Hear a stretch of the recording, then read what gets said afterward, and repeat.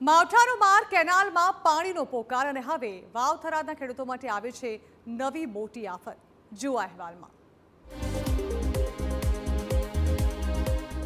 જી હા, ખેડૂતો જાણે સતત પરિસ્થિતિઓ સામે યુદ્ધ જ લડતા હોય તેમ વધુ એક આફત ખેડૂતો માથે આવી પડી છે। હાલ જે વાવથરાદ જિલ્લાથી લાંબી કતારમાં ઉભેલા ખેડૂતોના આપ દ્રશ્યો જોઈ રહ્યા છો તે ખેડૂતો યુરિયા ખાતર માટે લાઇનમાં ઊભા છે।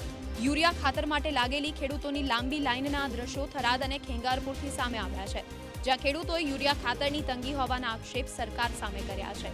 આપણે જણાવી દઈએ કે ખેડૂતોને શિયાળુ પાક માટે યુરિયા ખાતરની તાતી જરૂરિયાત છે, પરંતુ સવારે 5 વાગ્યાથી લાઇનમાં લાગવા છતાં પણ આ ધરતીપુત્રને ખાતર નથી મળી રહ્યું તેવો આક્ષેપ કરવામાં આવી રહ્યો છે। સવારના 5 વાગે ખેડ આવ્યા તો ખાતરની લાઈન લાગી, ખેડૂત ખૂબ હેરાન થઈ રહ્યા છે। ખાતર સરકાર આલતી નથી। સરકાર આજે વાવથરાદ જિલ્લો થયો એટલે આજુબાજુના તાલુકા વધારે લાગે છે, એટલે હવે ખેડૂત આવવા મળ્યા ખૂબ, અને એ પ્રમાણે સરકાર ખાતર આલતી નથી।